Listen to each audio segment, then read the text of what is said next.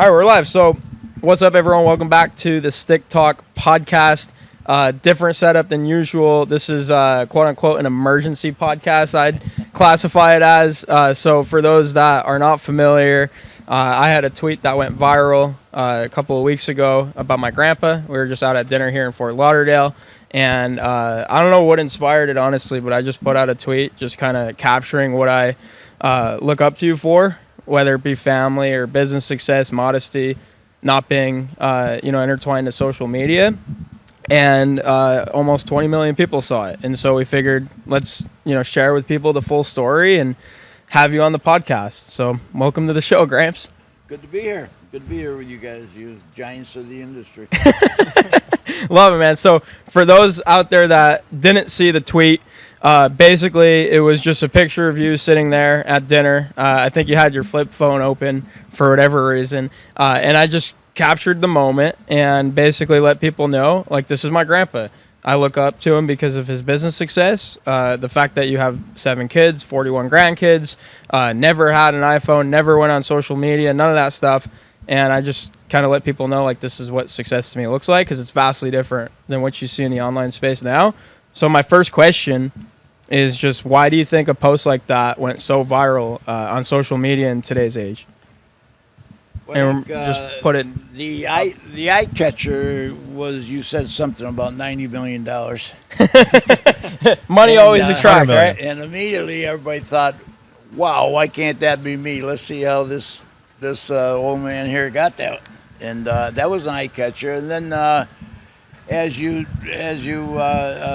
so nicely said, that you're proud of my success and that I did it all with a flip phone, or I did it all having the use of a flip phone that I hadn't generated onto the iPhone because of my habits and so forth. But I was able to have a successful business. In fact, 3 or 4 successful businesses. Not having to rely on that, although I don't discount all the modern technologies and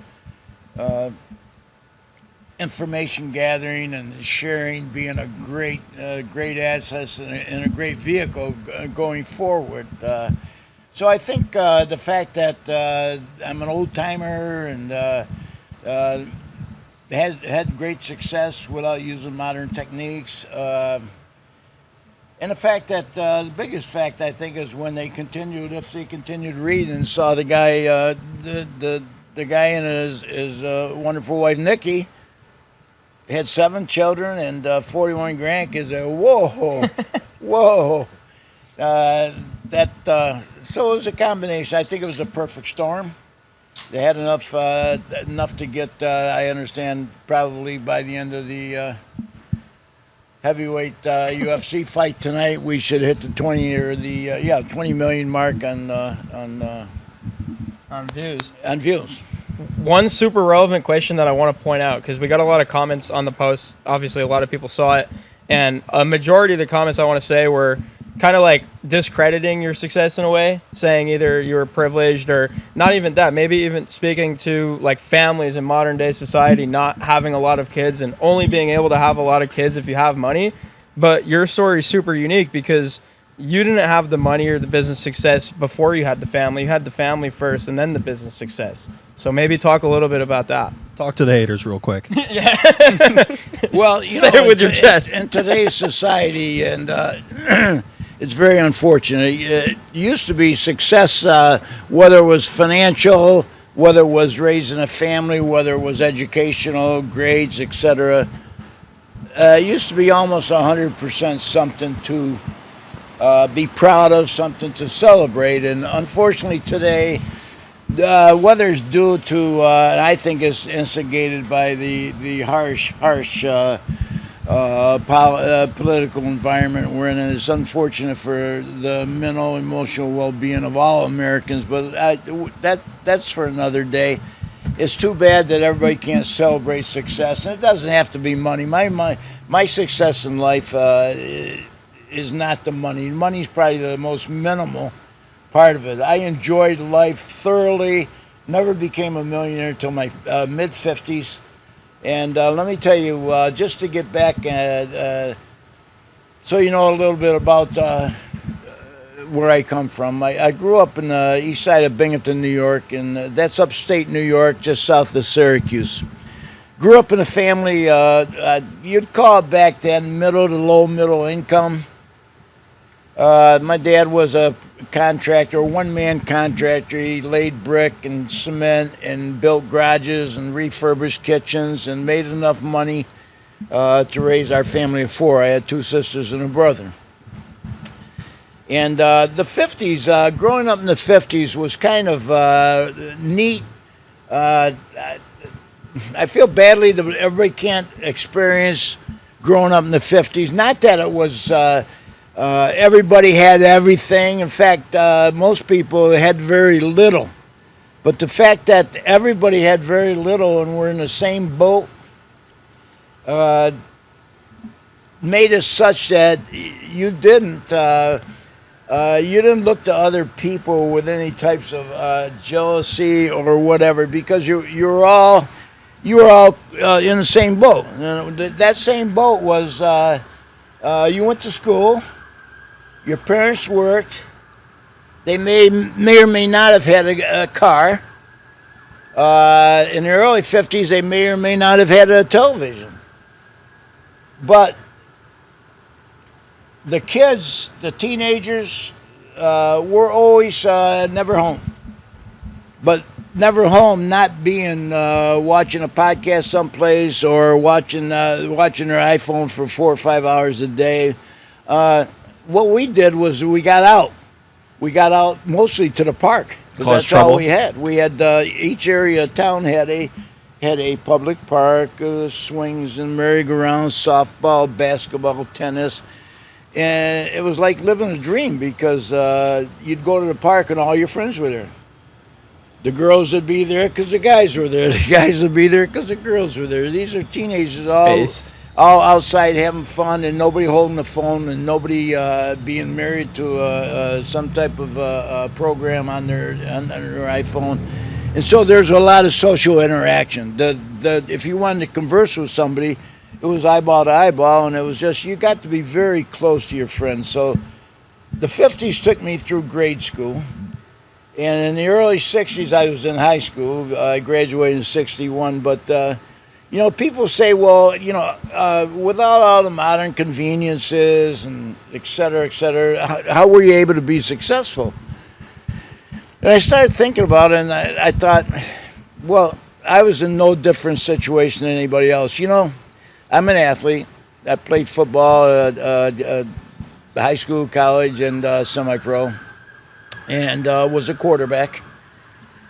And everybody on the team was in the same situation. Nobody had a lot of money. Everybody brought bag lunches to school, and very similar surroundings. And you had to work, and I'm not knocking today's teenagers or young people, but the people back in the 50s and late 40s had everybody. I didn't know anybody that, quote, had it easy. You had to work for whatever you wanted. And the rule of thumb used to be, if it's worth doing, do it yourself. You didn't expect other people to do things for you. If you needed money, when I was 12 years old, and again, it wasn't a hardship. It was what not just my parents, but other parents expected. Dad said, you want school clothes? Get a paper out. You want extra money spending? Do lawns and mow and do chores for the neighbors. And so I was able to, and it created a work ethic. The kids back there, most of them had a good work ethic, because if they wanted anything extra, you did not get it from your parents financially. You got love, you got your food, and you got your housing. And that's the foundation of it. The expectation back in the 50s was that you as a youngster, after, say, 10 years old, 11 years old, after that, if you wanted any of the extras, I remember asking my dad when I was 15, the neighbor had a car for sale for $200, a real nice car. She was an English $200? She's an English teacher. She had a 1950 Mercury that was, she was an old maid English teacher. And said, Ramey, if you want my car, I'll give it to you 200. It's probably worth 4, but you're my neighbor and you do our lawn. And So I said, Dad, can I get the car? He says, I don't know. Can you? And I said, what do you mean? He says, it's $200. Do you have it? And I said, yeah, I saved it up from paper out. He goes, how about the gas money? How about the insurance? You can have the car, but don't ever ask me for any money for the car. Once you get it, it's your responsibility. And that was the expectation that parents set back there. And if you wanted, I bought a horse. You want a horse? Buy the horse, buy the hay, buy the oil, etc. So it was very common. I was no hero. It was very common back then for kids, if they had expectations, to take care of those expectations themselves. So you mentioned that you became a millionaire in your mid to late 50s. I guess most of the people that we've had up to this point on this podcast are fairly young business owners. What were you doing pro football up until that point? Can you just walk people through that? Yeah, the football part of it or the work part of it? The post football. So just, I know that you played semi-pro in your late 20s, but yeah, Okay, mainly just working after college. And I'd like to say this about sports before we go started, because I'm kind of proud. We got, we got Johnny Jones from Endicott fighting tonight in the UFC heavyweight championship. This kid is probably the best UFC fighter in history. The GOAT. Jumping up to heavyweight from 190 to 250, and it's going to be exciting to see. Me and Christian aren't making rent next month if he loses. So let's hope he doesn't. So I was thinking back on everything we have today and what the athletes go through today. And of course, I watched all my kids play high school sports and was very proud of them. And when I look back, and I think that most of the GOATs in sports, and it's debatable, but the ones I'm going to mention are certainly either the GOAT or the goatee or second place or whatever. And think about it. You got basketball, you got a guy named Bill Russell, 10, 11 championships with the Boston Celtics. You know, I hear a lot about Jordan, I hear a lot about LeBron and these guys, and they're good. There's no question. But nobody's ever had 10, 12 rings. There were 10, 12 teams. And this guy had one season where he averaged 52 points a game. He didn't score 52 here and there and there.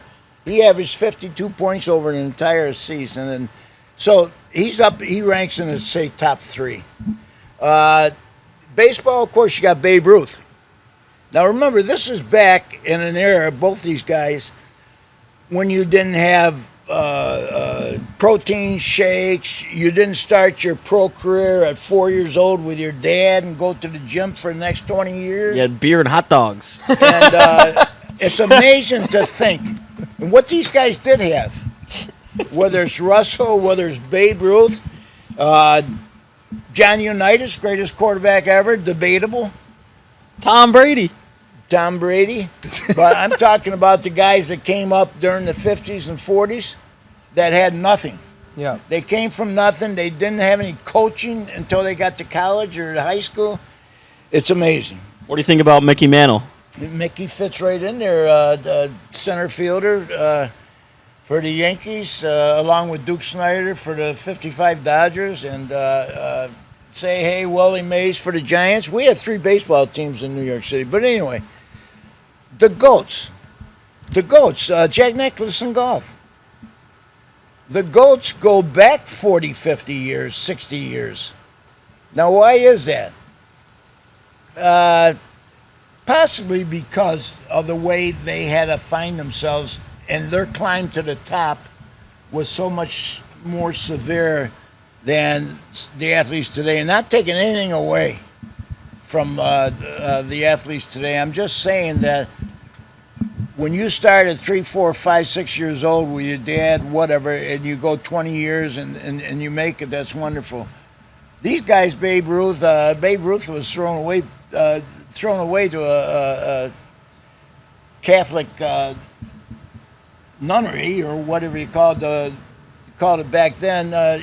He was dropped off at the door of a house for unwanted kids. Wow. and he ends up being Babe Ruth, and just then you got back in the 50s. You talk about music today. There's all kinds of music and millions of records being sold and great artists. Elvis Presley outsold every single. I was going to ask you a question about Elvis. Elvis outsold everybody, and where did he come from? Tupelo, a single, a two-bedroom shack in Tupelo. And he come up the hard way, and he set the record, and possibly the greatest of all time. And then you've got Barbra Streisand, our Gale singer.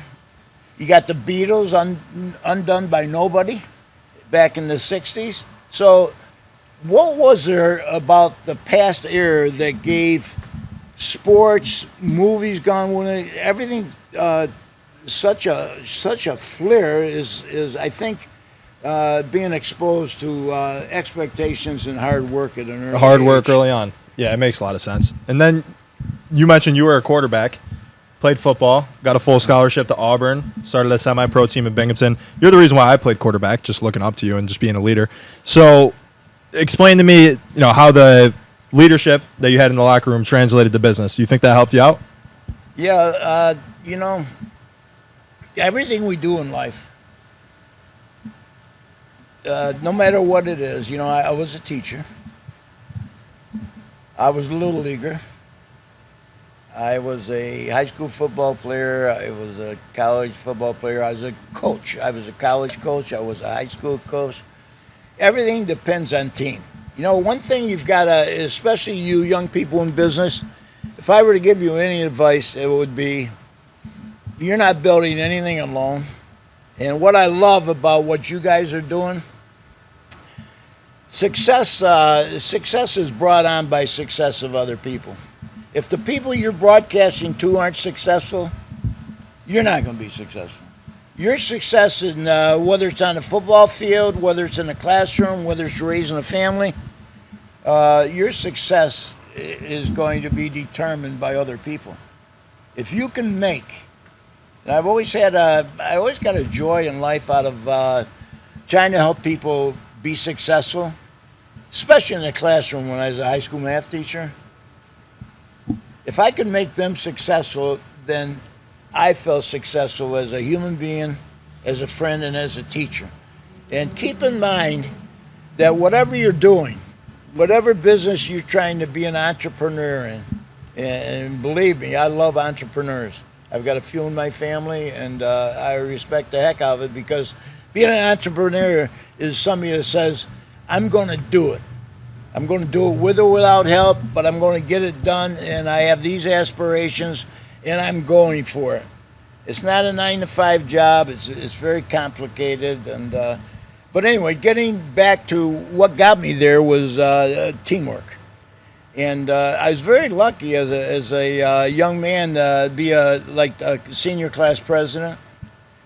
I was president of our high school fraternity.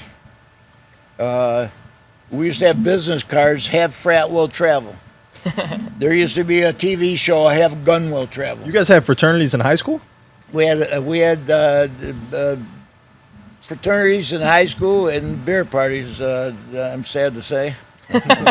But shouldn't it be? It was legal back then. My leadership skills were honed by my desire to be friends with people and my desire to lead my friends in different things, whether it was in sports or whether it was in a fraternity, senior class president, all the reunions we've had. I've been very lucky to get exposed to what it takes to be a leader because of some of the lucky positions that I was either elected to or jumped into, like coaching. And so after I quit playing football, we were very successful as a semi-pro team. I went down to the Jets and Giants in the early 70s. And it was quite an experience because in '69, Joe Namath and the Jets upset Baltimore. And first time ever, the American Football Conference beat the National Football Conference. Unexpectedly, they were like 30-point underdogs in that Super Bowl. 2 years later, in 1971, I find myself in Long Island, Hofstra University at New York Jets camp because I had a 48 touchdown year, my first year in semi-pro ball, and it got some people interested.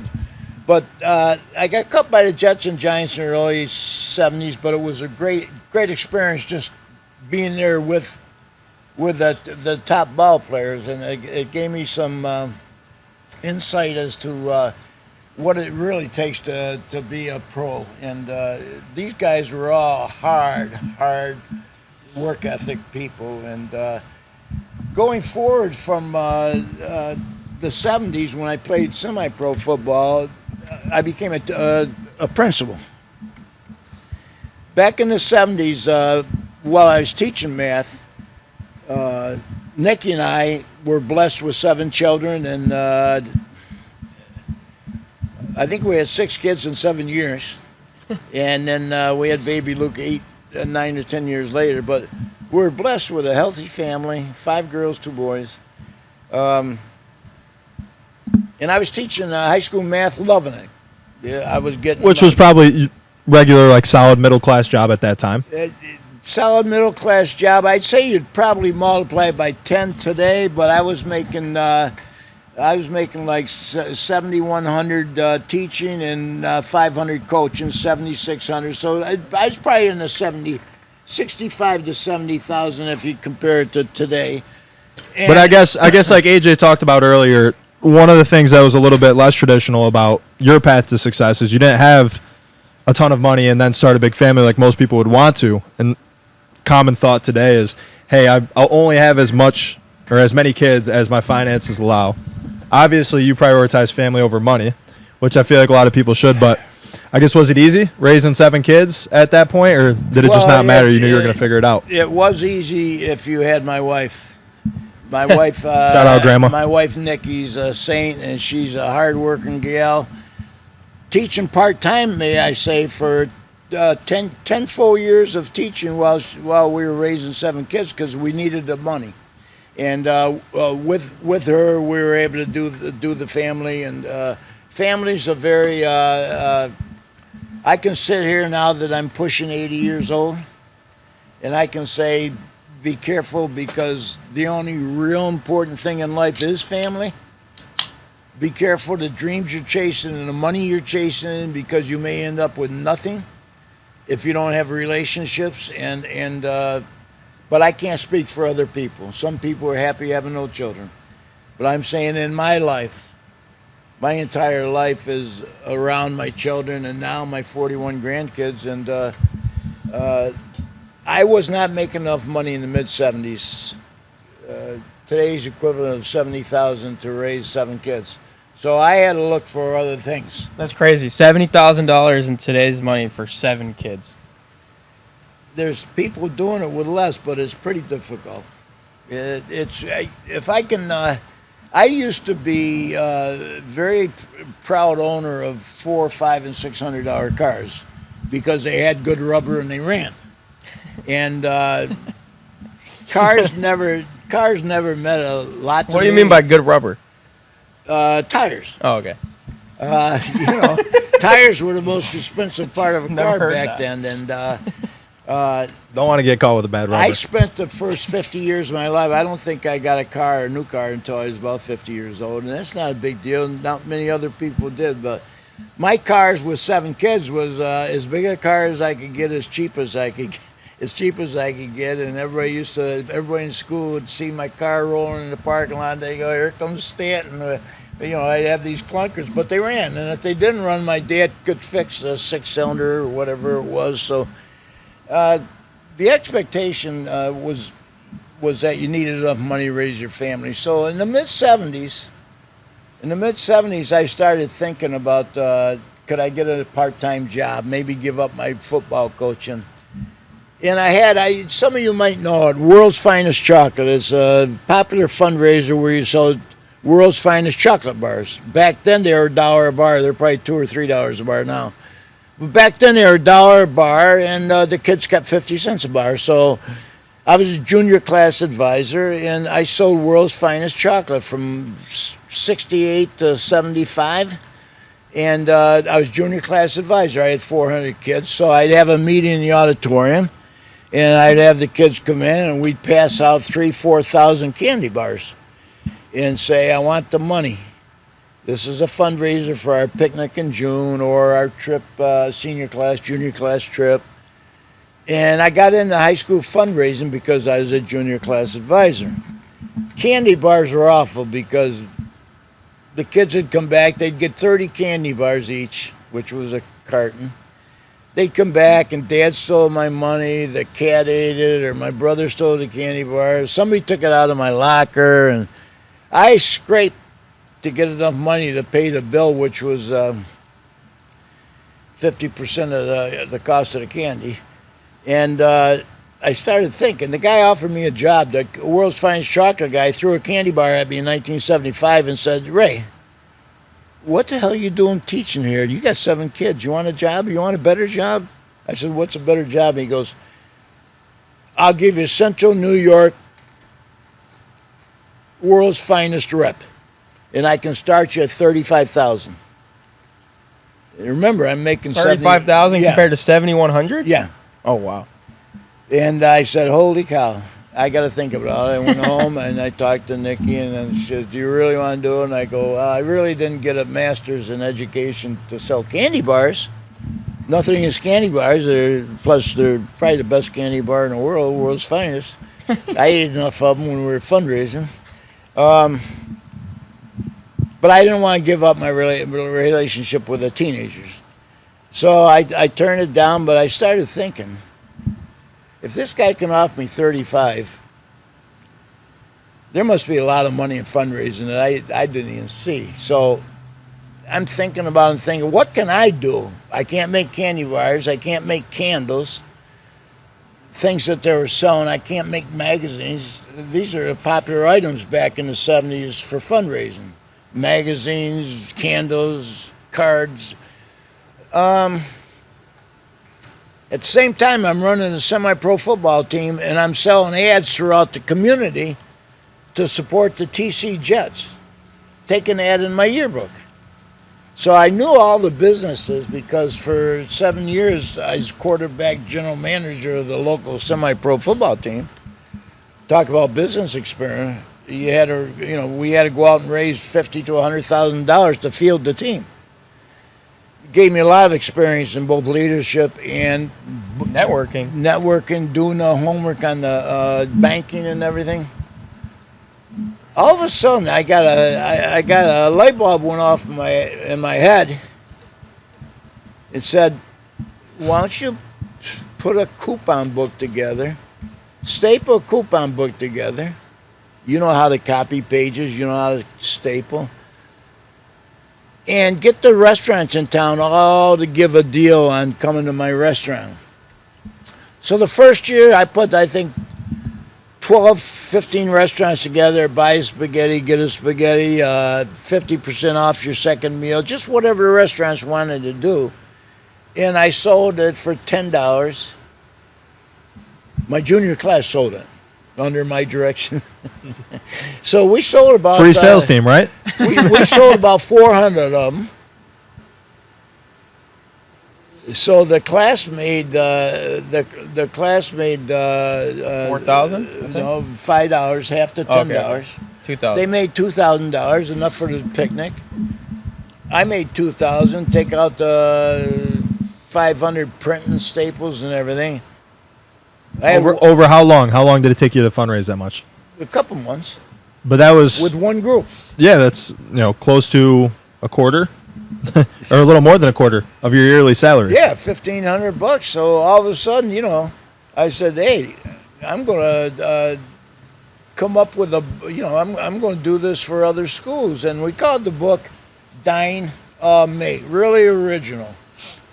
We're all talking about in a restaurant one night. We're talking about what should Ray name his book, and somebody said, "Well, if it's buy one get one or buy one get one half, why don't you call it Dine Mate?" In other words, it's probably going to be a guy and a girl who go to a restaurant. So it became Dynamite, and I did that for several years. We went to 3 different cities, and the company grew. Did that for 15 years. Wow. And after that, my son Raymond, who was playing football at Alabama, he got out of college and he says, "Dad, I want to jump in your business. Let's take it across the country." And in all sincerity, Raymond being a part of it, major part of it, became my 50-50 partner together. We took it to the point where we sold it in 1996, we sold our first company. What did you sell it for, if you don't mind sharing? I think it was around $34 million. And all of a sudden, Ray Stanton, who's the East Side, still living in a $10,000 house that I was raising my 7 kids in, with a junk car. All of a sudden, Ray Stanton and family are little billionaires, not big, but little. By the time you pay taxes, sure. But anyway, that was the start, and that was so exciting that Ray and I since then have gone into other businesses and did the same. Yeah, and I want to unpack some of those other businesses. You had a question, Christian? Yeah, just real quick. Nowadays, everyone markets their business online, with social media, with TV. Back in the day, how were you able to market your business with no internet? Was it hard to grow, or was it all just word of mouth? It was very expensive to grow, and I'm sure it still is today. But back in the 70s, when I started the Dynamite, our contact with our constituents, the people who bought our book, and whether it was a re-sign or a resell or brand new, our marketing was kids selling the book as a fundraiser, but we also did extensive mail campaigns. And believe it or not, back then you could get a bulk rate for, I want to say 12, 14 cents. In the mail, like? Yeah, mail. Direct mail? If Mail. you That's bulk cool. mailed. And,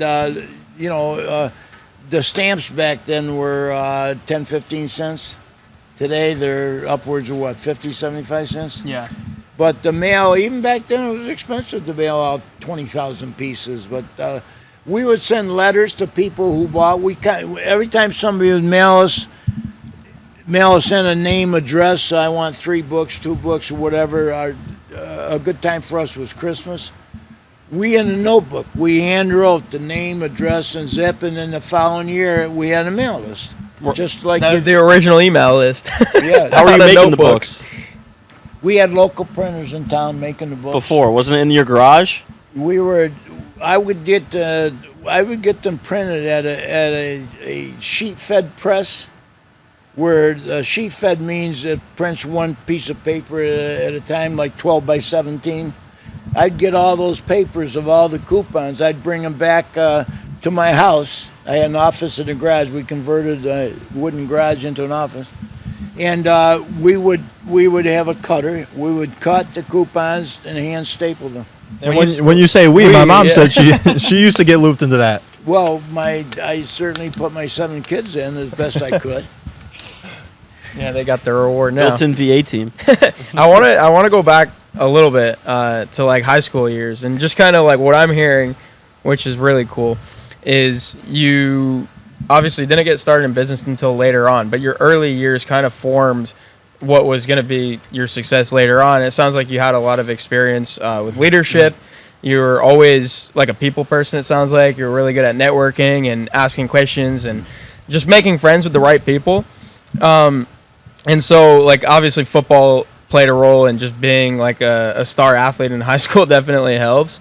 So just going back to your high school years, like, is there a moment in time in high school that you can recall that you would say was like a pivotal moment that shaped like your identity as a leader, as, that kind of There guy? was a pivotal moment that I think is that, they say that success is when hard work meets luck. Yeah.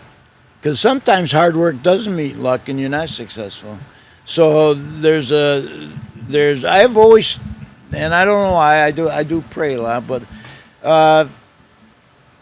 I've had a lot of luck in my life, and started in football.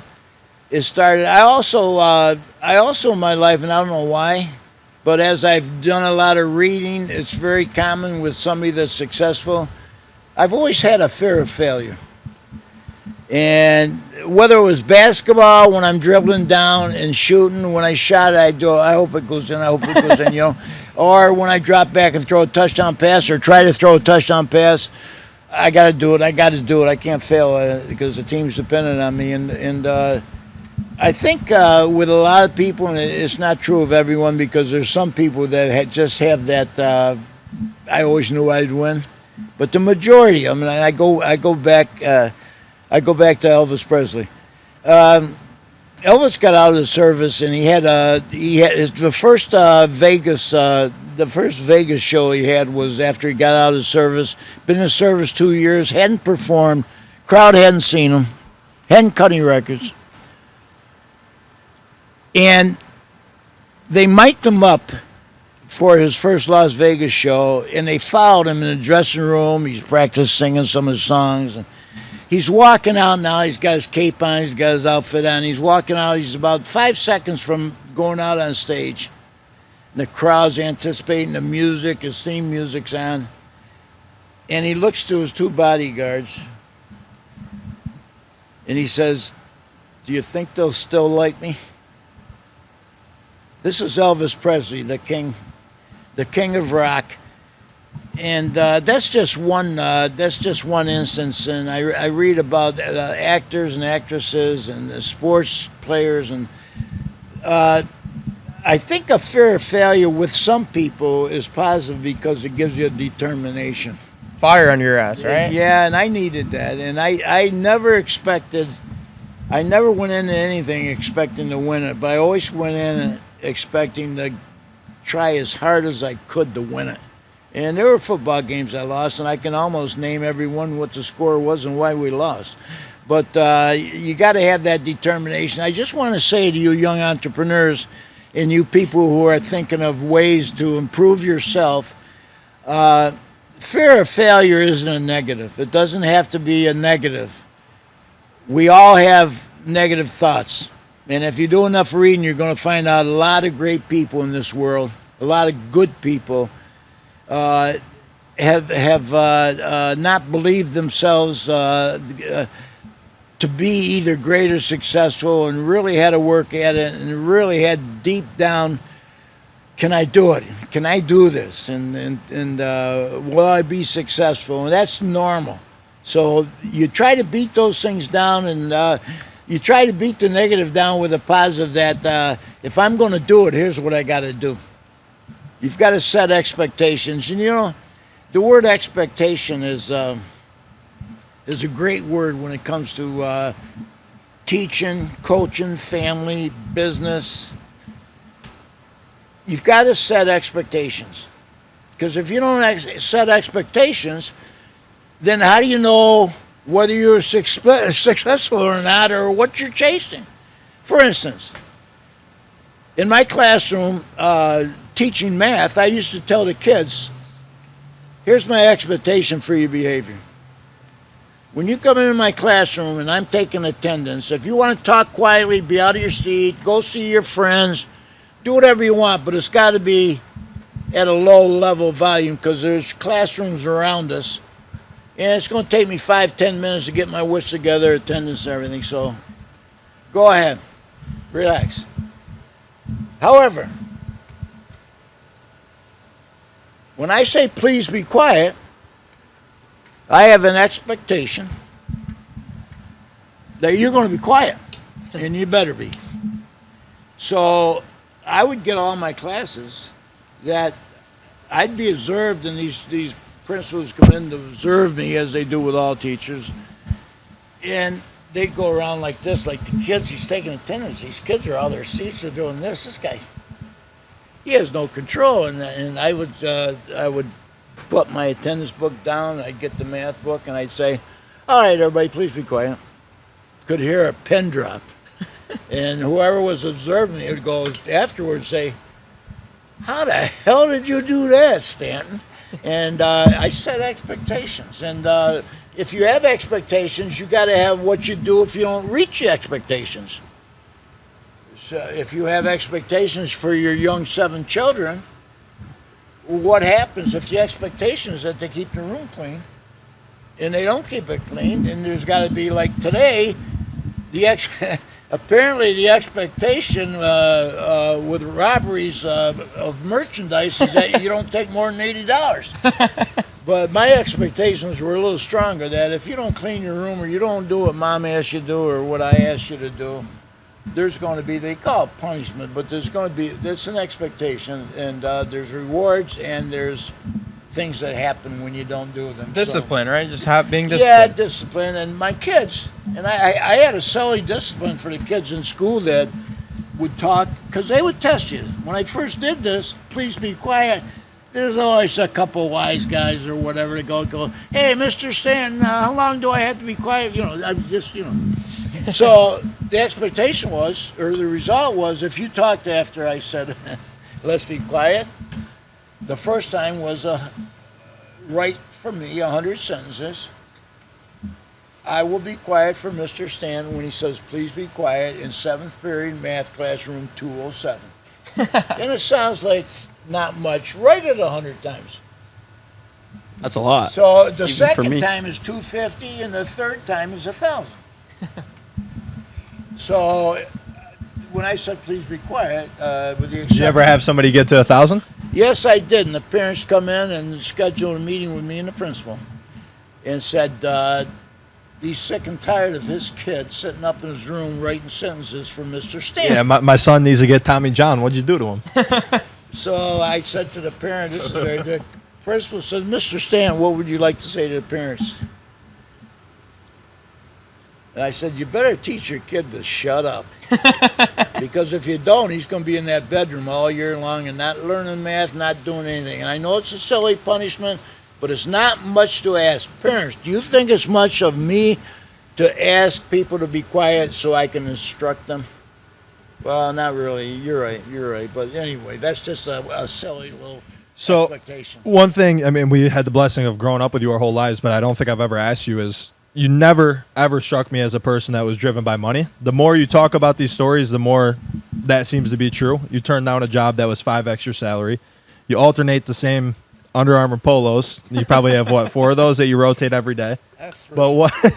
So what was it that I'm waiting for him to Sponsorship, if you're sponsor watching. me. Come on, Under Armour. So what was it when you found entrepreneurship, if you're not the most materialistic, money-driven person, that made you say, this is it? Because now you're into your late 70s, and you'll never stop working. You're always thinking of ideas. You're always saying, hey, do you guys do this for your business? You're talking to Ray about different ideas. So what was it, if it wasn't just purely money, that made you say this is it? Well, first of all, when you said you never struck me, I thought you were going to say I No punishment. I never hit you except on the basketball court, maybe. Yeah, with You your know- air ball on the top of Yeah, the no head. shot. Money- Great quarterback, terrible money- shooter. Money is very important in our society. Okay? You can't live without it, because if you do, you live so poorly that you lose all direction in life. How much money a person needs is different in every case. Of course, having 7 kids and 7 kids in college, I needed more than that original $70,000 that I was making and teaching, and I found ways of doing it. Excessive money now that my late 70s, I'm 79 plus, so I'd say I'm late 70s, and I don't have a lot of financial planning that I have to worry about. My planning that I have to worry about is my relationship with our Creator, whom I'll be seeing before too long. So that is my new direction. But as far as money goes, having enough to make the people around you healthy and happy is very, very important. And it's not a little bit of money nowadays. With the inflation, remember, I bought a house for $10,000 when I was a school teacher, taught 27 years, lived in the house for 31 years. And when Nikki and I, Grandma and I, left that house, we cried our eyes out. It was a wooden frame, 2-story house that today on the market is probably worth $55,000 to give you a perspective. 65,000 max. So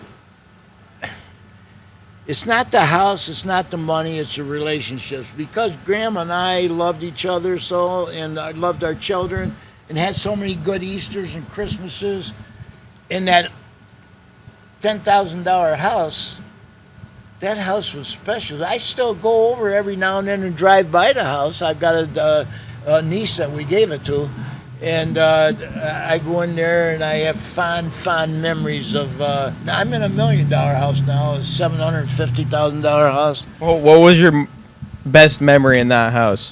Keep it PG too, just in case. My best memory, I think, A lot of kids. was, Keep it PG. was Christmases. Yeah. Thanksgivings. We had I had my father build us a picnic table for inside, and we varnished it, and that was our kitchen table. And having all of the kids, I got pictures of all the young kids at the picnic table, Grandma and I, and just the love. Love defines everything, and if you're chasing your dream, if you're chasing your money, you're chasing your franchise or whatever you're trying to do in life, it's very important. It's very significant, but not nearly as significant as the love you have with your fellow friends and family. One direction I want to go now is, okay, this is all beautiful conversation, obviously, and there's different ways we can take this. But one of the questions that I have is, so going back to business, right? You sold your first company, you said in 99, was it? 99? 96. 96 for around 34 million, obviously after taxes and splitting with partners and everything. It's not as much as it sounds, but it's still a huge come up for someone like yourself who wasn't making a great salary as a teacher and as a school principal. And so my question is, because a lot of guys will say, like, when I sell my business, I'll be happy. And when I sell my business, I won't have to work again. You went right back and did it again. What was the motivation and what went through your head after selling a business like that and just leveling up so much with wealth and finances that you said, I want to go and do this again? Well, you know, if anybody, and you'll find this out as you get older, anybody that's had any success or any desire to be successful and worked their tail off to get there, they don't see stop signs. They may, you know, they may say they may slow down a little bit, or they may see a caution sign. You know, you just sold a business, relax a little bit. You're now 54 years old or whatever I was at the time. But I got a taste, and my son did too. My family did too. We got a taste of taking on something, winning, and being rewarded financially, and we certainly didn't get greedy. Anybody that knows us, especially my grandkids, know there's not a greed bone in any of our family, because the expectation is that that's not good, and I won't accept it. And we share and so forth. And we're not, you know, I'm not making this out to be anything other than human beings who love each other and get the most of our joy from being with each other. We meet every Sunday for dinner and all that. But getting back to what happens when you sell a company, and if you happen to be single and your share, the $32 million is 16, and after taxes you've got 60%, you got $10 million in the bank. Wow, I'm single, I got $10 million in the bank, and I could actually invest that, and I could do this and do that. I never have to work again. Well, if you're the person who got that $10 million, and you earned that $10 million, and you went through that journey to get that $10 million, if anything, it makes you feel like, can I do it again? Can I do 20? Can I do it again? How about our Yankee home run hitter? When he got 55, do you think he said, well, you know, Babe was a nice guy, McGuire and all these guys are nice guys, I don't need to get 56. he couldn't settle down. You talking about Aaron Judge? I'm recently? talking about the judge. He couldn't settle down until he's right up to what, 1 game left, 2 games left. I got to get that, and I got to get it because I got to get it. It had nothing to do with his contract or nothing. He had to get it because that's what he's got in his heart. And do you not think that he's going to say this year, you know, I had some slow periods there last year, and, you know, maybe I can do better this year. Aaron Judge, the home run king. And that's what good people do. They don't quit until they have to. And my favorite quarterback, of course, is Tom, and he don't want to give it up. I played till I was 38 in semi-pro, 7 kids under 15. I was 38. I got a mother-in-law telling me, get out of it. I got a wife that's probably thinking enough is enough. I didn't want to give it up, and I wasn't getting paid. Yeah. I had a couple of years where owning the team, I lost money. I'm playing semi-pro, getting concussions and knocked all over the field because I had to drive. I got to find a different way to handle this drive because I got to stop. It's ridiculous. I got a family. What happens if I break my neck? And yada yada. So, but I didn't lose the desire to win, and I didn't lose the desire to compete. And that desire to compete doesn't leave you, and that's why Elon Musk could have quit 20 years or 10 years ago whenever he made his first trillion or 100 million or whatever. He'll never quit. He'll never that's quit. the cool thing about business, and that's a theme that I've noticed with you throughout your life. You want to be the best at what you're doing. You know, when you're in semi-pro, you want to be the best semi-pro team. Tried to go to the NFL. When you're a teacher, you wanted to get all the way up, and you did. You became a principal. So when you're doing business, it's almost impossible to get to that top level. So I think that's why you'll never quit. You'll never stop thinking about ideas. And same thing with Elon Musk. He's at the top, but every other day there's, you know, a dip in Tesla stock price could put him back down to spot 2 or 3. So that's something I've always found fascinating. And even now, do you have that desire to still win? We got one more big idea in us. What are you thinking?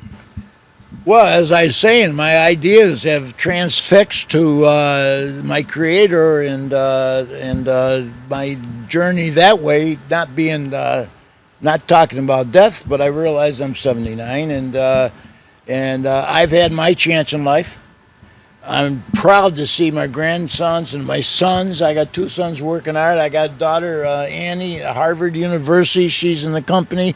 She's a partner in the company. She works hard, and I'm kind of sitting pretty right now, but I have ideas, and I got things I want to do, and I'm not going to quit. I'm going to quit when when the good Lord says, "Hey, time's up." It's like being in a basketball game, and the clock's running, and you're going, I got to get some points. And you get the 2-minute warning. I'm at the 2-minute warning. Trying to hit the over on life. Wait, when you were talking about your kids working for you, can we get a shout out for sales manager Sue? In case she's watching. Hi, Mom. I have a daughter, Susie, who's our number 1, firstborn, and gave her, my name is Raymond, but I couldn't name her Raymond because she was a girl, so I named her Susan Ray. Today they would accept it. And Susan got a doctorate in hospital administration that she's putting to work in selling coupon books. And she's very good at it. And she's got a team of people underneath her, and I'm proud to work. And the nice thing about it, I go to the office, and every day there's my daughter Sue, my oldest, my angel, who was set the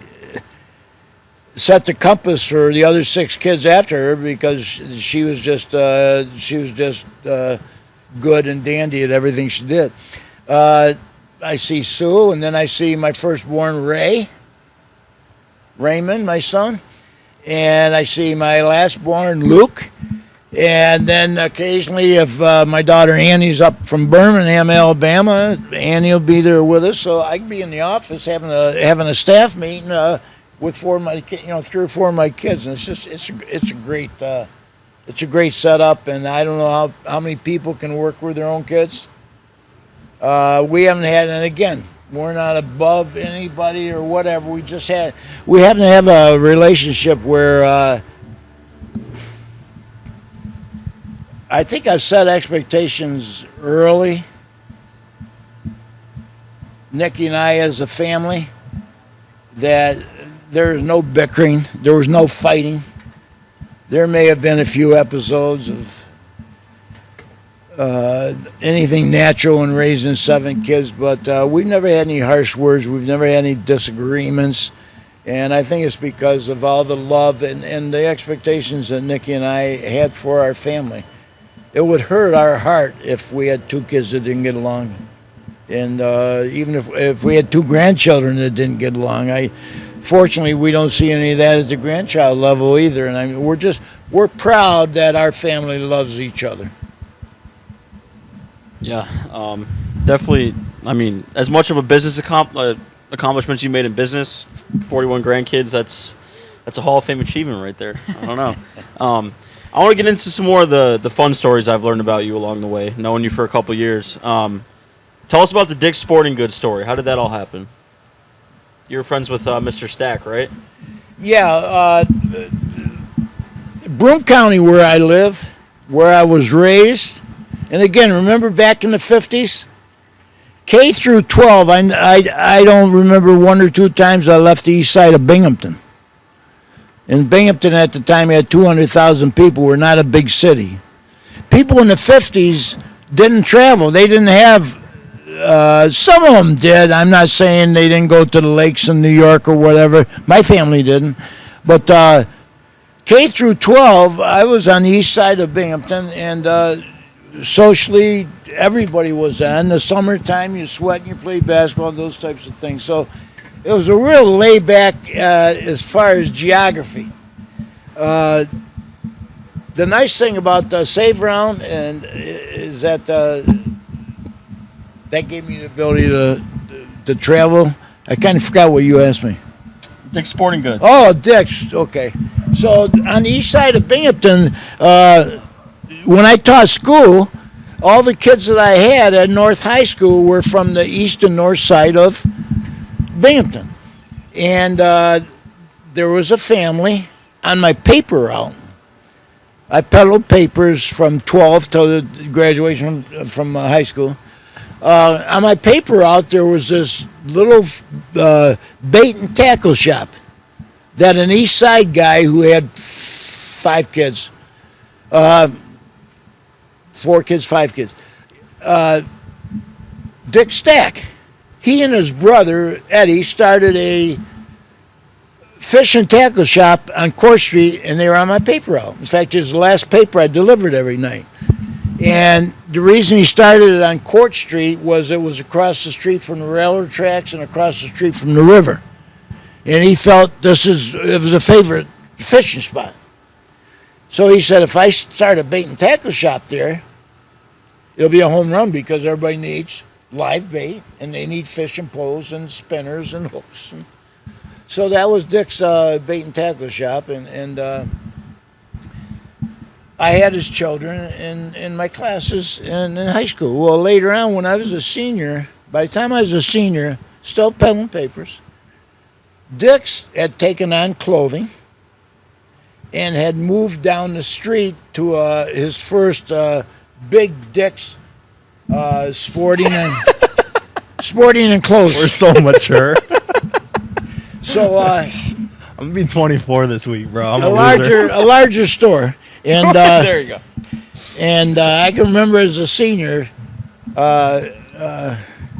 Stack, I was getting a coat. By the time I was a senior, I got my name in the paper a couple times, and my dad was like, his chest was out to here. And my son's a quarterback, and a big deal, right? High school quarterback. Well, he takes me down to Dick's because it's now October, and I needed, a lightweight jacket. And I don't think Dad had ever bought me clothes since I was 12 years old, but now I'm a star quarterback. He says, son, let's go down to Dick's and I'll get you a coat. So he takes me over to the discount rack. Says find a coat, and I found maybe a $9.95 coat back then, $7.95, just a khaki windbreaker. And I took it up to the register, and Dick, the original founder of this now nice big store, probably 10,000 square foot store, said, Raymond, I saw your picture in the paper the other day. You're a star quarterback. And he looks at my dad and says, he can't wear that jacket. Quarterbacks, come with me, Ramey. And he took me over, and he had a rack of brand new suede jackets, about waist length, with nylon inserts. And I mean, this is like, back then I would say $25. And he says, pick one out you like. And I'm kind of looking at my dad, and I'm thinking, oh, man, he's going to kill me when I get home. But, I don't want to embarrass Dick. So I picked one. I think it was a gray. And I thought, oh, man.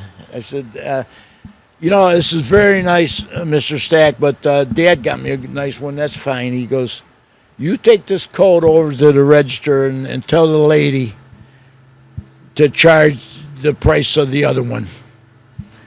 You're a good boy.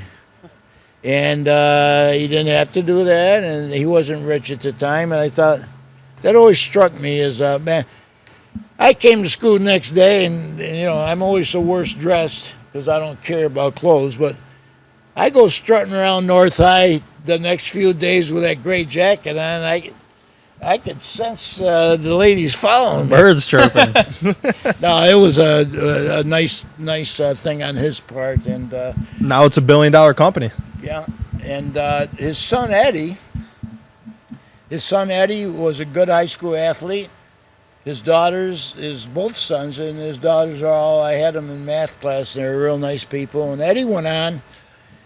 Eddie wasn't going to be in the sporting business because he'd done it all as a kid, stocking shelves for his dad and doing all this. Went away, got a degree, and his father had a medical problem where Eddie had to step in for a year or two to help Dad get over the medical problem.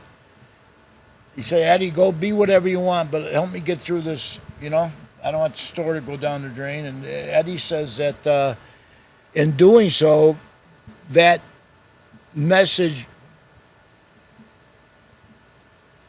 that instant, wherever it came from, having him step in to help his dad out of need, he said by the end of the second year, I fell in love with the business. And I saw his potential for multi-locations, and of course we are aware that Eddie Stack has taken Dick's to a phenomenal 100-plus store locations all across America. And he's the number one golf distributor in the world. And so I'm proud of Ed Stack and his family, and I'm proud. I wanted to say something about Broome County, New York, because here's a little county in upstate New York. I remember when I went to Auburn University with my New York lingo or language or whatever. The first two times I had a scrimmage, the players are on the ground laughing. We got a Yankee quarterback. We got to remember, this is 1961, and it's deep, deep south. And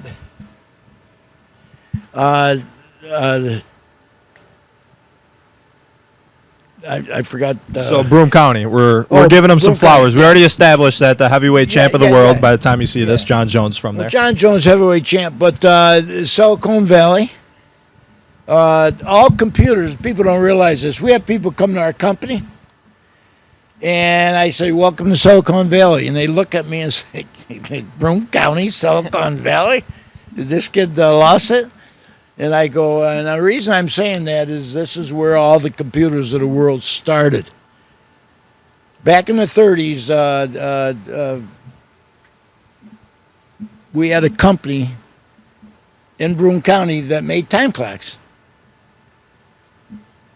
Punch time clocks, the old-fashioned, put the piece of cardboard paper in and punch when you walk in the place, punch when you walk out, and at the end of the week, I'll count your hours and give you your $2 an hour or whatever you're getting paid. This company made time clocks, Binghamton Time Clock. And about that time, a guy named Tom Watson had as a young age in his late 20s, early 30s, had made it near the top of National Cash Register, who at the time was the number one cash register in the world. The mechanical cash register where you punched it, 5 cents, $1, $5. Yeah. NCR. Well, he got in a tithy there and left NCR. And he's looking for a job. Tom Watson. He ends up in Binghamton working for the time clock company selling time clocks. And then a couple years later, they started doing old-fashioned hand-manipulated voting machines. And these manipulations turned into be the beginning of computers. And the company grew so fast, they came out with their old, I forget what you call them, the large mainframe. They call them mainframe computers. They were making so many of them, they ran on a tape. They ran on some kind of a buy, yes, no tape.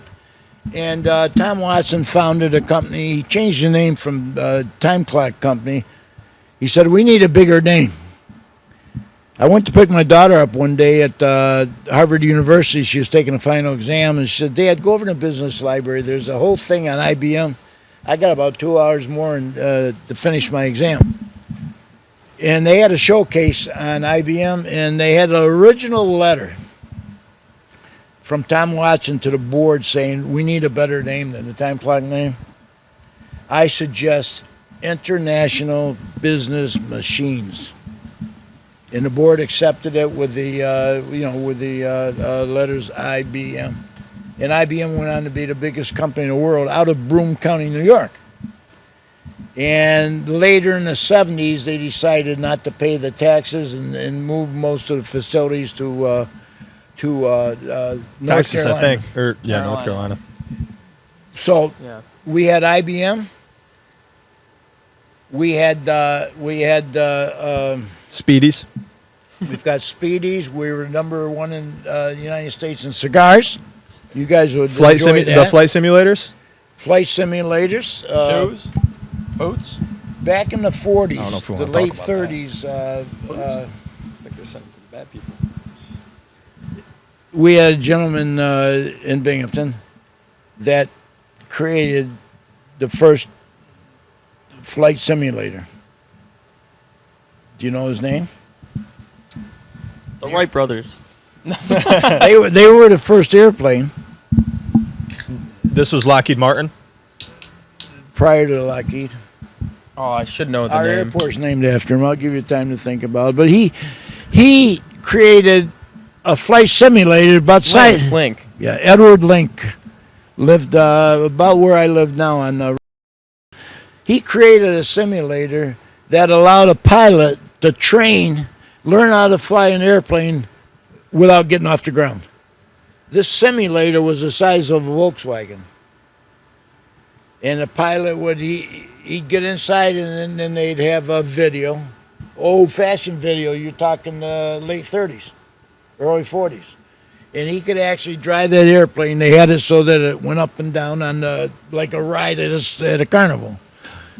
And I read an article one time, maybe 5 years ago, that the number one reason the Allies won World War II was Ed Link's flight simulator. Got our pilots in the air faster and safer than Japan, Germany, or anybody, and it allowed us to take a lot of the Germans, win the ground game against the Germans with blowing up the tanks, etc. So that's Broome County. So you got IBM, Broome County. The Twilight Zone. You got a lot. Twilight Zone was a big The one. Twilight Zone, if anybody remembers it, Great show. was a great show. One of the best ever. Originated right out of Broome County. We were number one. Broome County was in shoe manufacturing. We created all the boots for World War I and World War II. Think about it. Broome County, New York, created the soldiers' boots for the two World Wars. So what happened? All that in the 60s, when Congress decided that if we let everybody manufacture this stuff cheaper over in China, India, etc., it would all come back to America somehow profitably. And our government sent manufacturing, allowed manufacturing to leave this country, and it's, for the most part, never come back. So is Broome County on the upswing, or what do you think? Broome County, I'm glad you brought that up, has the #1 coupon book in the United States. And this is a copy of what we do. We produce it in over 100 cities, and we're proud of it. It's used by kids all over the country to raise money. SaveRound.com, SaveRound.com. But the other thing BlindAscension.com. is where IBM left us in the 70s and early 80s, they had 10 or 12 huge buildings. They had 25,000 employees. When they left us, those buildings went stagnant and went unused. And I'm proud to say that a professor at SUNY Binghamton is one of the creators of the, they call it, the Eon bat. What is it, the battery? Lithium battery? Lithium Ion? battery. And because of that, we've gotten federal and state grants that we're building what's going to be in the United States the largest electrical battery facility, hopefully in the world, but definitely in the United States. So Binghamton, once again, is going to be on the map as a #1 manufacturer of something. Wow. Here, Good I'm going time. to give you some, Good take time. a little water break. What I want to ask next is like, it's really cool hearing you talk about your childhood and what it was like growing up in Binghamton when it was, you know, a hub for business and entrepreneurship and a lot of historical events taking place there. I always admire like and look forward to our conversations about not necessarily politics, but just kind of the state of the world as it is now. And I feel like when you talk about these times you grew up in, it was a lot simpler. And some may say with just social media and with what's happening in the news and politics and all that stuff, we might have lost our ways and almost lost sight of what really matters. And obviously this is important for you because you have, 7 kids that live in this world, in this country, and 41 grandkids as well. So maybe just talk a little bit about like how you see the state of the world as it is today and what you think the solution is going forward, because it feels like we're a little we've kind of deviated from the path, if that makes sense. And I just feel like your perspective here is important.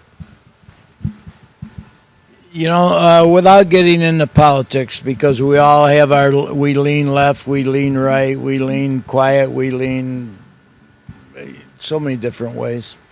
I'm afraid that too often today the squeaky wheel gets oiled. And what I mean by that is we allow too much distraction from a small amount of people when the majority amount of people, if you were to question the majority amount of people about family, about love, about government, about what they want in life, I'm going to guess 80 to 90% of the people pretty much want the same things. Now, when you've got, when you got politics as it is today, when you got social, moral issues that people aren't agreeing on, and when you've got all the hype, all the instant gratification that the news companies can feed to the people who think the way that they do, we got a constant. The kids, I don't know how the kids do it today, the kids 21 and under or even older, but mostly 21 and under. I remember 21 and under, I was always kind of watching the news and seeing what adults thought and reading different magazines to wonder what was moral and what wasn't moral, and listening to the church I attended and all that stuff, and the parenting, the mothers and fathers. We're very, very fortunate. Back in the 50s, I would say 99% of the families had a mother and a father. 95 at least. There are very, very few. In fact, I can remember in school at times, in elementary school, people saying, "Raimi, did you know Bobby don't have a father?" Or the mother and father split up. It was so unusual, and I know people split up, and I know there's a lot of one-person families, one-parent families, but we've lost. I think we've lost the ability to slow down and ask ourselves. Remember, I use the word expectation. What's your expectations out of life? Where do you want to be 10 years from now? What do you really want for your children? I don't think there's any parents. I don't think there's any human being that would say, I want harm, I want meanness, I want ugliness, I want death, I want fighting, I want... The vast majority, in the high 90s%, think just the way you do and the way I do and the way we all think, is that I want love. Everybody needs love. I want respect. I want dignity. I want health. I want my family to be healthy. And I want to have some kind of an opportunity to make enough money that maybe I can raise my family a little bit better financially than was raised in the 50s, 60s, 70s, whatever. But basically, I think there's been pros and cons to all the services we have today with iPhones and television and podcasts and every other thing, that you can hear whatever you want to hear. If you want to hear that everybody in the world is racist, you can hear that 5 times a day. Switch channels until you hear it. If you want to hear that Americans are good people, you flip enough channels, you'll find that people do think Americans are good people. But if you got, I use the word common sense. What is common sense? What does it mean to you? Common sense to me means that if you really think something over, if you really honestly think something out,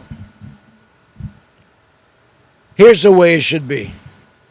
And that's common sense. And for most people who have a intelligence level of low to high, and they don't have something wrong with their brain, they're going to think common sense makes sense. And there's so many things now, whether what we're exposing our young children, under 12 years old, under 16 years old, the exposure they're getting by accident or by intent, what they're being exposed to, the beautiful young minds. You can remember how impressionable your mind is. God, I used to look up to Major League Baseball players when I was 10, 11 years old, like God, you're very impressionable. And so when older people are telling you things that might not make common sense, that's not good for a society. And I think we got to get common sense and love back in at every level. Every level, starting with the home. And it can be done with 1 or 2 parents. And sometimes it has to be done with 1 parent because that's all there is. And there's been a lot. And when I was teaching, by the time I left teaching in the 90s, the school I was at was, 40% 1 parent. And it's very difficult, but those 1 parents that I met had the same dreams and the same common sense that I have. It's just awful. It's a lot harder. So I think we got to get back to common sense and quit judging. They say of opinions that everybody has one. And it used to be that... They're like assholes. That's what they say. Everyone has one, and most of them stink. Everyone has one. And I'll tell you what, it used to be that I respect your opinion. And whether it was about religion or whether it was social mores, whatever it was, I respected it. Now, I respected that you had that opinion and you could have it. And I have an opinion, and my opinion is different than yours. And I hope you respect that I can think differently than you, and because of the way I was raised, the neighborhood I was raised, the society I was raised in, maybe my opinion isn't the same as yours. But here's where we've gone wrong. We have way too many people in the world, that think their opinion is the only right way to go. And you see this on so many different issues. I have an opinion, and I'm so strong with my opinion that I think I should shove it down your throat. And if you don't accept my opinion, then you're wrong and you're not a good person. And when you start having that, you're going down an alleyway that's very deep, very dark. We had a man back in the 30s, 40s, Mr. Hitler, who shoved his opinion down everybody's throat. And it was one of the darkest moments that our planet's ever had. And you can't allow. You got to stand up and not allow. Say, you know what? You're entitled to your opinion. This is America. We're supposed to be entitled to free speech. Free speech. And that doesn't mean rotten speech, derogatory speech, but free speech if it's within certain parameters. We're supposed to be entitled to our opinion.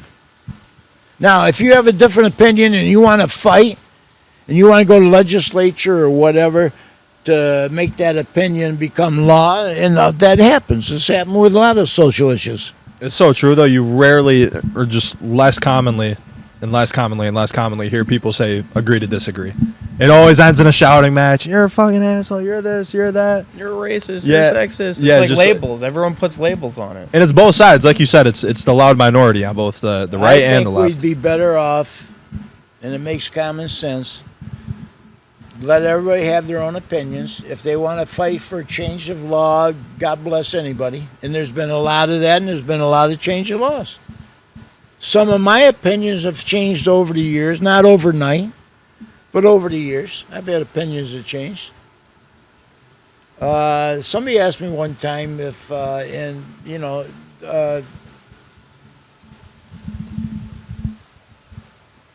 if I was prejudiced. And I said, what do you mean by prejudice? And prejudice means that you prejudge somebody without really getting to know them. That's what prejudice is, prejudge. Do you have any prejudices? And I wasn't trying to be funny, but if I have one prejudice in the world, I don't like jerks.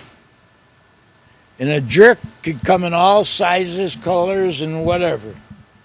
I don't like troublemakers. So do I have prejudices? I have prejudices on behavior more than anything else. Because I think everybody can behave wrongly, and a lot of people rightly. And my prejudice is that I don't like behavior that hurts other people.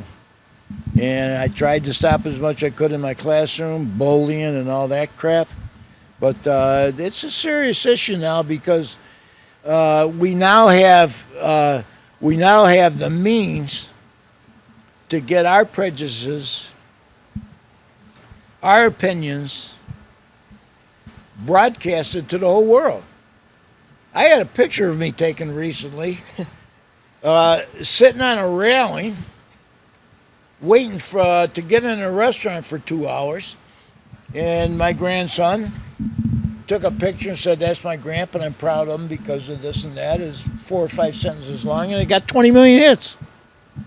Well, think of hate speech and wrong speech. That gets on there and gets 20, 30 million hits. Isn't that nuts? You lived your whole life up until high school in a 2-block radius, you said, pretty much.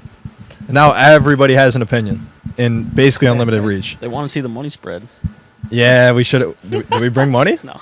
The rule my mother always taught me, Turn the camera.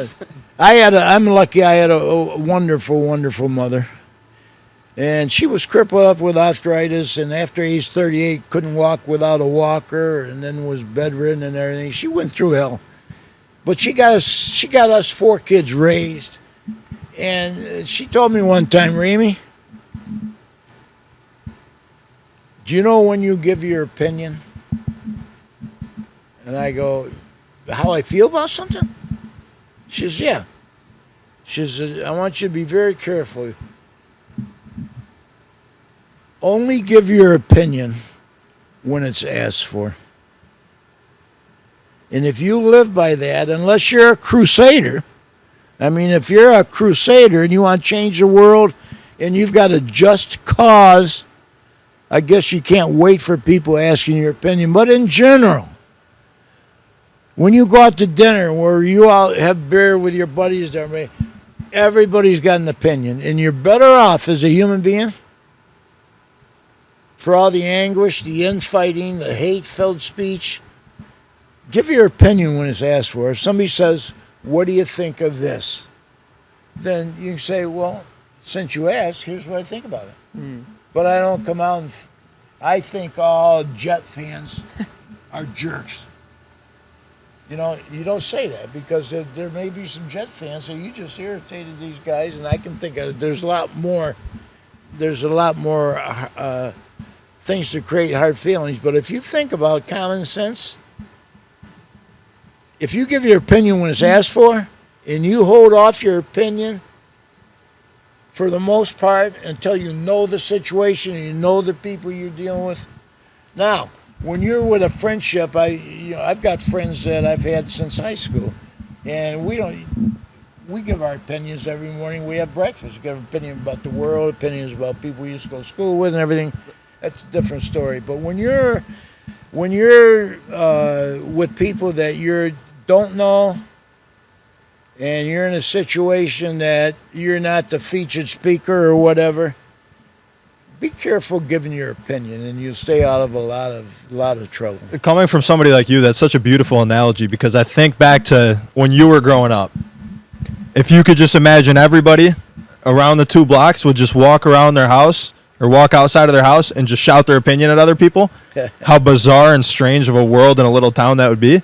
That's exactly what social media is now. People are just, they just go around and just shout opinions left and right. So, I mean, no wonder we live in kind of a strange place, because that's what it's become. We had shaming and we had bullying, because wherever you have human beings, you're going to have people that were brought up the wrong way. They weren't given enough love or whatever, and they become bullies or they become shamers. And we had that in school, but not nearly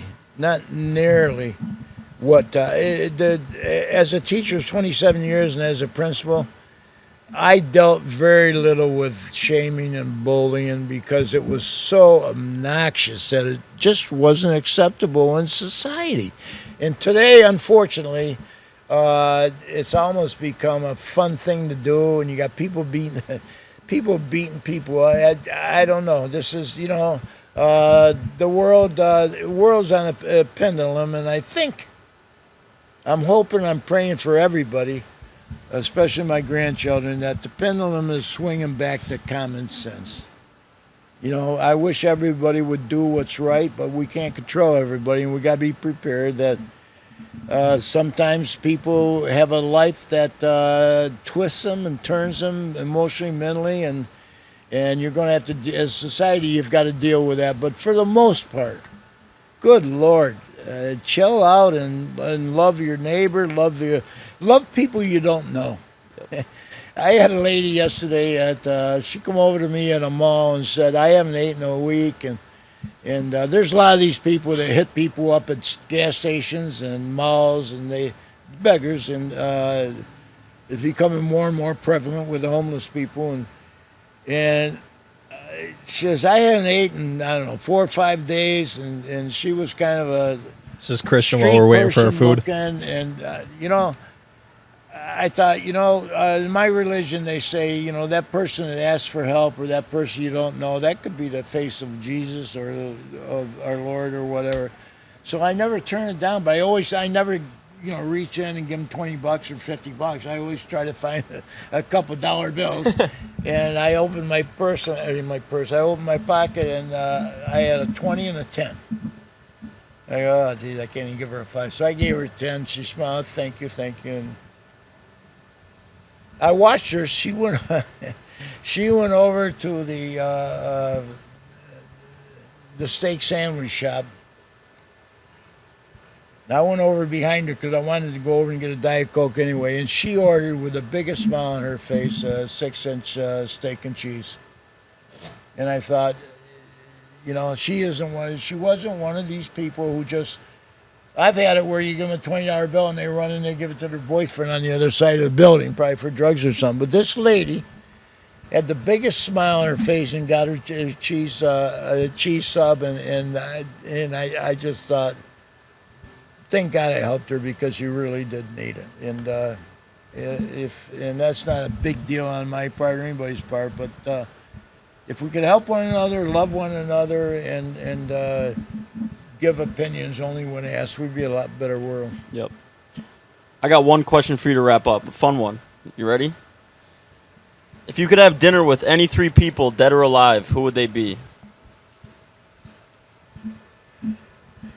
My first would be with the Jesus Christ, because when it comes to religion, and I'm not talking religion, I'm not out to change anybody's thoughts or anything, but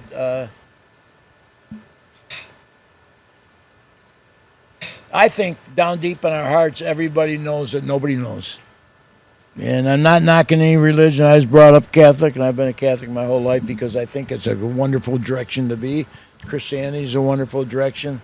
Any direction that teaches peace and love and help thy neighbor is good. But,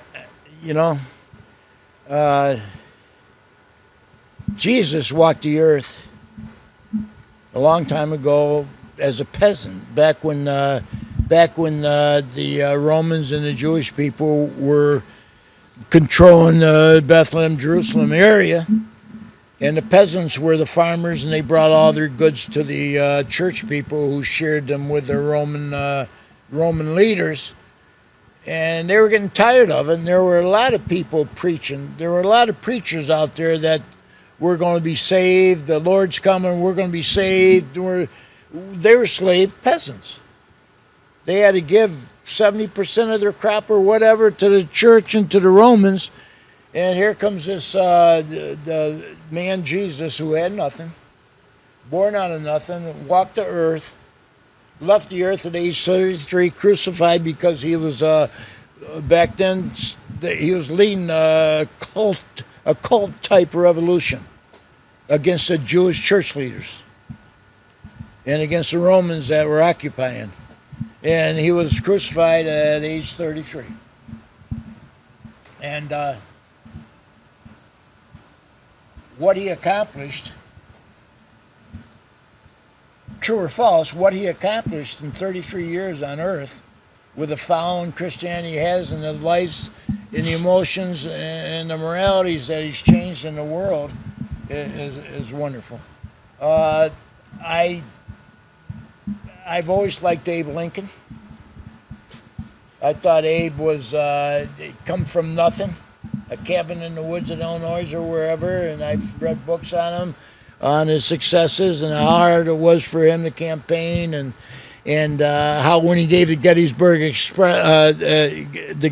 Address, after the terrible fighting we had in Gettysburg, losing 100,000, 50,000 men or whatever in 3 days, he gave a speech. He thought it was important to get over there and recognize all the fallen soldiers on both sides, the Union and the Confederacy. And this may be wildly wrong, but didn't he lose his first 5 or 6 times running for public office? He lost more than he won. I think he won as a senator, and he won 2. One as a senator and one as as a president. But anyway, he gets over, and they say, well, you got to make a speech. There's going to be a lot of speech over there, but President, they're going to want to hear from you. So on the way over, he wanted to be there so the president of the Union recognized all the bloodshed. He didn't know he was only had to give a speech, so he took a pen and paper out. He wrote a short speech, gave it. People in the crowd were astonished that it was so. They thought it was lousy. The papers the next day, Abe Lincoln gives the worst speech for da-da-da-da. it turns around to be the greatest speech ever written and ever given, the Gettysburg Address. So, and then I go back to Elvis. So I guess Jesus, Abe, and Elvis, that'd be quite a dinner, wouldn't it? That would. That would. Yeah, I have one more question, but do you have one? Yeah, I mean, just listening to you talk, it's insane because you've lived through microwaves and TVs coming into the home. You've lived through us landing on the moon, allegedly. You've lived through, a period of, multiple different wars, the internet, cell phones. Like, what was, in your eyes, the single event that caused the biggest shift, good or bad? Well, the greatest invention of the 19th, 20th century, and you're going to love this, was voted putting wheels on luggage. Dragging your luggage through the airport. Can you believe in the 50s and 60s, and we used to carry all of our luggage? You'd get 5 pieces of luggage and have to carry them from the car in the airport and like that. That's crazy. And they voted the guy that put the wheels on luggage is the greatest invention. It's not the most exciting, but it sure saved a lot of dragging. Invention, I think television for my generation. I grew up listening to the Dodgers, Brooklyn Dodgers, playing on the radio, keeping score on the radio. And the pitches, it's a ground ball going to the Indians going, Then television come out. All of a sudden, on a small screen, my dad could only, in 1951 or 52, he afforded a TV, black and white, that was about this size here. The screen. And it was black and white, and there was one channel in Binghamton. And then as it progressed in the 50s, you had some programs, Jackie Gleason's show, the Ed Sullivan show. All of a sudden, you could see people that weren't there. You could bring people to Binghamton, a rock group to Binghamton on the Ed Sullivan show, Elvis, the Beatles, in your living room, and they're not really there. I may have, as a kid, kind of touched them to see if they were real.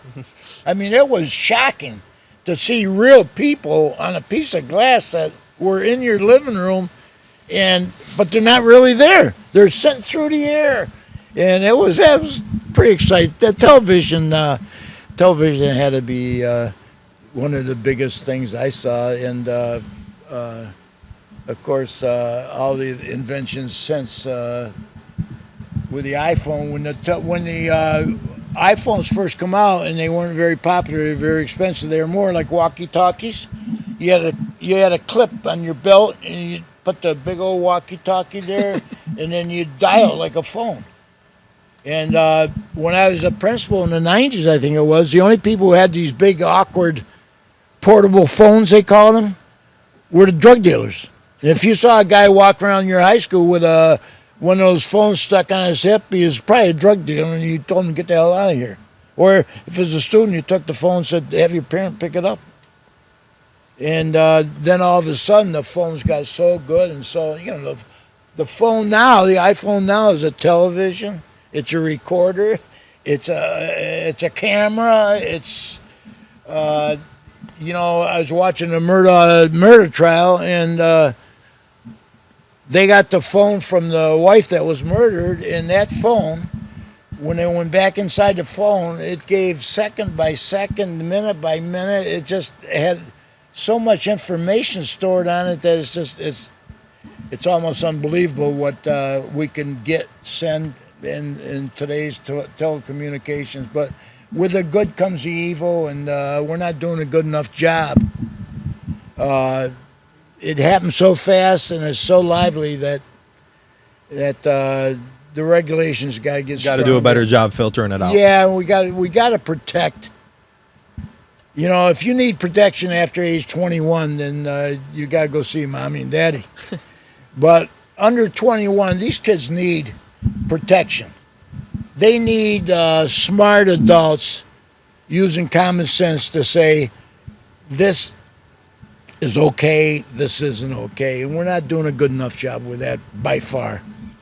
So, first off, thanks for sitting with us here for almost 2 hours. It's long time to sit on a metal chair like that. It's not too comfortable. Got to show you my hat. Yeah, throw that on for this last question because this is gonna be an important one. You might got to think about this one. Get to Hollywood.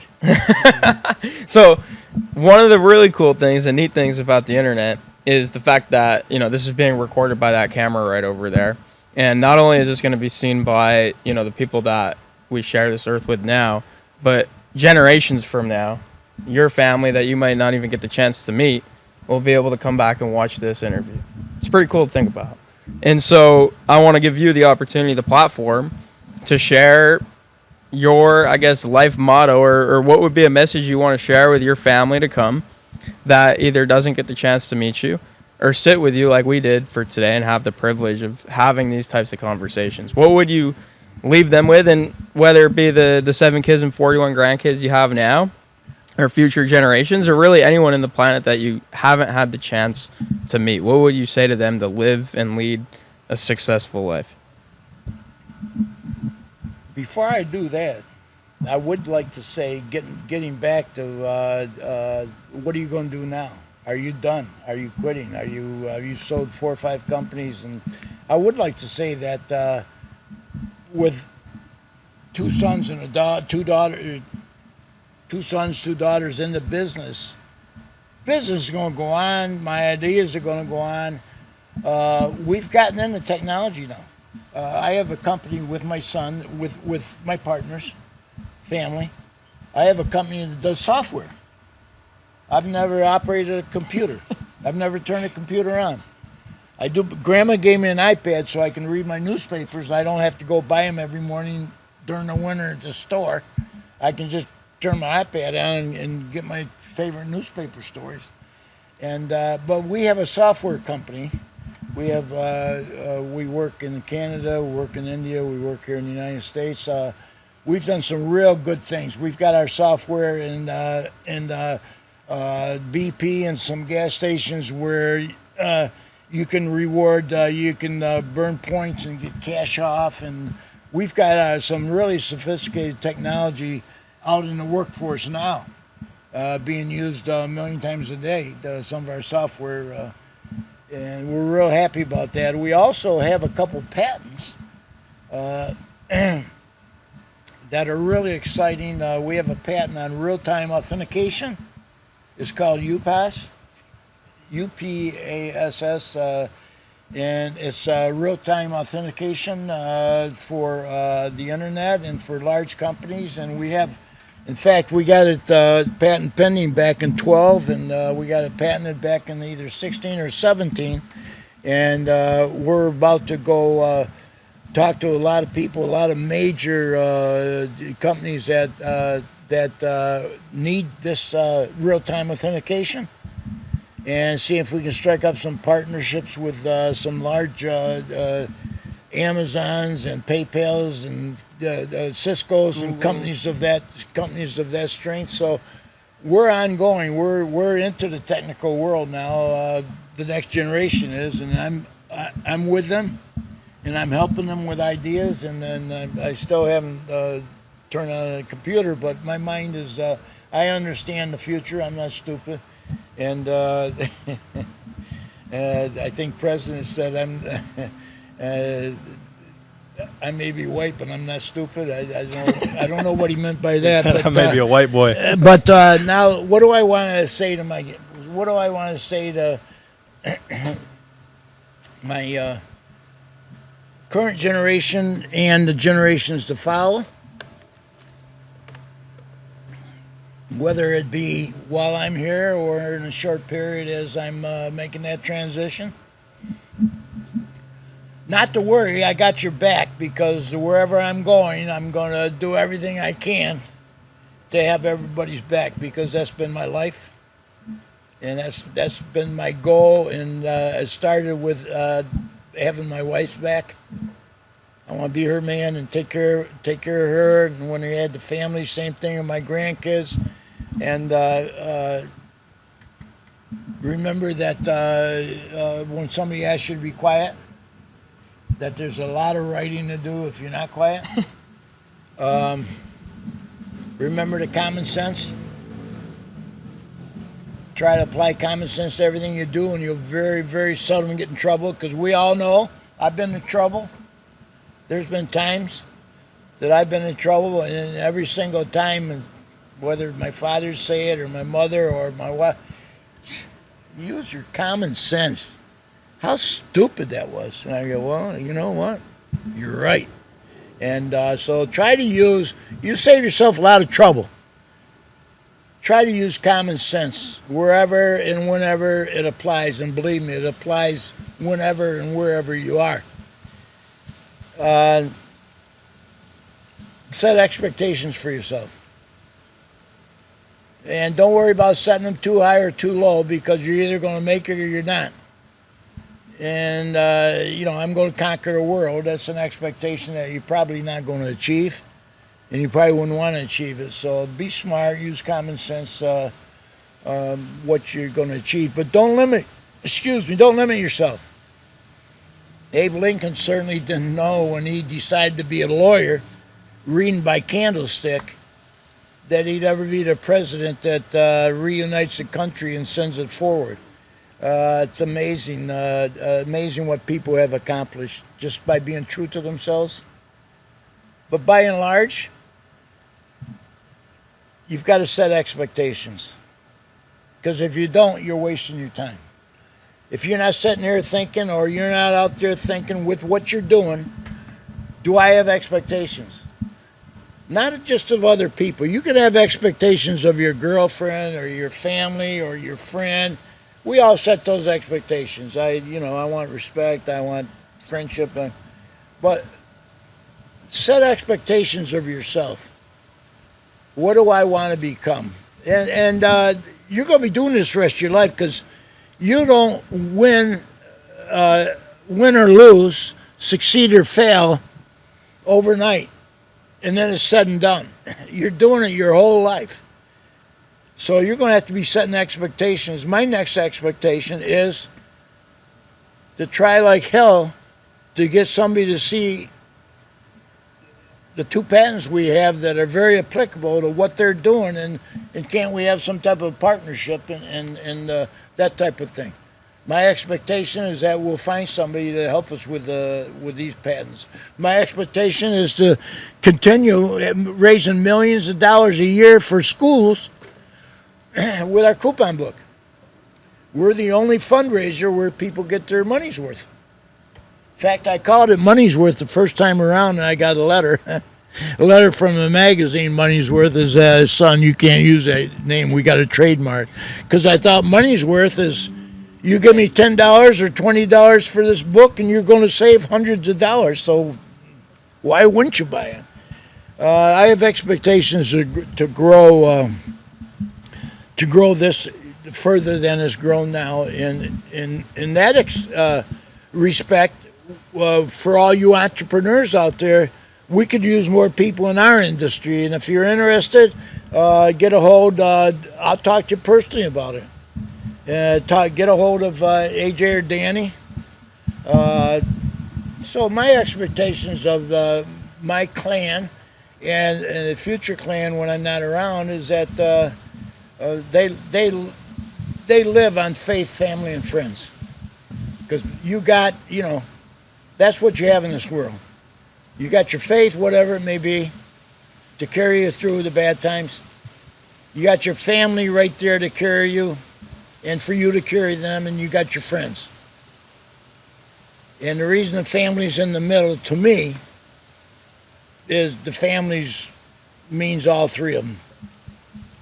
Because family is faith, and family's friends, and family's love. So if you want to get something out of life, you better associate yourself with people that you can love and share that love, share that friendship. You guys know here, I'm so proud of what you guys are doing. Because listening to your podcast and seeing the meetings that you've had thus far, I'm seeing a couple of guys that are teaming up with other people, not telling other people what to do, kind of sharing, a mutual sharing of, here's how we do it, here's what we can do to help you, and what can you do? If I can help you be successful, then I'm going to be successful. Because if I can't help you, if I'm the quarterback on a football team and I can't encourage my offensive line to be successful, then I'm a dead duck. If I can't get my receivers dying for that catch, any ball that hits you in the hands, you should catch it. I don't care if you get hit afterwards or whatever. If I put the ball in your hands, you better catch the damn thing. And if I don't put the ball in your hands, that's on me. So you being able to make other people successful. I'm going to teach you how to pass this 9th grade algebra exam at the end of the year. Algebra, geometry, trig, whatever it is. I'm going to get you through it. Because if I don't get you through it, you're not successful and I'm not successful. So you better do your end of it. Because if you don't get through it, that's on me. And I had very good results with my end of the year Regents exams with my kids. Very high expectations because we worked at it, just like football. Practice. Everybody says, how do these golfers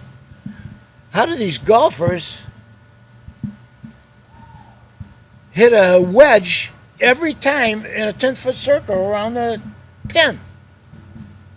And I know Danny had a hole-in-one. He had a line drive hole-in-one, and I accept that because we examined, it was a ball that he hit, and it did go in the hole. Goes in all the same. And I had a hole-in-one this past season, the first time ever. I think I said, Lord, can I have one hole-in-one while I'm here? You know, I am 78 years old here, Lord. And I had a line drive, and it caught the stick and went in. So, but by and large, you got to set expectations, and you guys not. Once you set the expectations, you got to put in the hard work, and then have that hard work, have that luck. I want to tell you one more quick story. When I was in 10th grade, I decided not to play football. And remember, football was a large part of my life because whether it was college, whether it was a tryout, semi-pro, it got me in the business world, selling the yearbook. But in 10th grade, as a 9th grade quarterback, I was a skinny little straggly leg guy, and I never played 30 seconds. I thought that was wrong of the coach, but who am I to say at 6'1", 155. So my buddy didn't play either. My best friend, Joe Mastinardi, he didn't play. So that next summer, 2 weeks before school, football tryouts, Joe looks at me and I look at Joey and he goes, are we going out? And I go, are you going out? No, I ain't going out. I got dressed every day, practiced every day. I didn't play 1 minute. Why the hell would I go out? So we didn't go out. That was the beginning of my football career. About the second week of the season, the JV football coach, because they're 9th grade, you're freshman, 10th grade, you're JV, and then 11 and 12, you're varsity. So the JV coach, I was 10th grader, the JV coach come to my study hall. And I heard him talking to the lady that was monitoring the study hall. There's probably 50 kids in the study hall. Ramey Stanton, is Ramey Stanton in here? I go, oh, God, that's the football coach. And he's also a disciplinarian. I said, what the hell? I don't think I did anything wrong. So I went out in the hallway with him, and he says, hey, aren't you quarterback? I says, well, sir, I tried out last year with a freshman, but it didn't work out. And he goes, yeah, I know it didn't, but you know what? I was watching you last year on the sideline all the time, but you were always throwing the football. Me and Joe would play catch. We weren't involved, so we'd play catch. And he said, I noticed you got a hell of an arm. I said, I do? And I said, yeah. He said, you're whipping that ball 50, 60 yards. He said, look, our quarterback got stung by a bee on his wrist, his throwing wrist. I said, yeah, I know him. He played last year in the freshman. That's why I didn't play. And he said, well, it got infected. and he had to have an operation. Now he's wearing a cast. He can't do anything for 3 to 4 weeks. He had a bad infection. They think about taking the risk. I go, yeah. He says, I need you. And I go, Coach needs me.